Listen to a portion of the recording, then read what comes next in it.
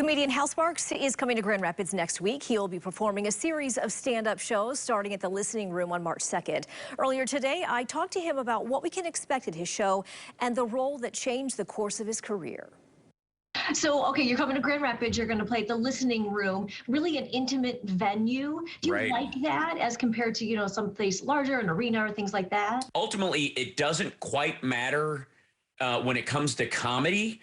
Oddly enough, I'm not a big fan. Like as much as I may delve into politics on my Twitter feed or on my radio show, I believe in sort of maxing out at socio-political in my stand-up, because I think if you're just plucking the fruit off of a tree that's already rotten, it's a mistake. And I think as a social commentator, which I think is what stand-up is really for and has been as an American art form for a long time, unless you're cutting at the roots of the problem, you're not solving anything. So I'm not there to make enemies of anybody in the audience or name names or deal with sort of the news of the day, because that's sort of like printing toilet paper comedically to me. I want to deal with stuff that we all have in common and our own apprehensions. So the size of the audience can reflect maybe the material. It can maybe reflect the impact or how I portray the material, but ultimately the conversation is the same. Let's talk about Queer as Folk. That is still, I mean, that was so groundbreaking and really sort of paved the way for so many things to come.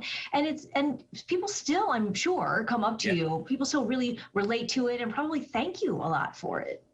Yeah, I mean, it is very rare that a comedian like myself, who spends most of his life on the road and then ends up on Talk Soup, goes from Talk Soup and Dude, Where's My Car to something that matters deeply. Not to say that sitcoms don't matter, because they absolutely do. Pulp and the ability to just make people laugh has an incredible value in this life. But being allowed and having the opportunity to do a show like Queer as Folk that was pivotal and gave a gift to so many people, to be lucky enough to be a part of that is a bit, is a huge step in my life. And I'm as grateful as they are for its existence.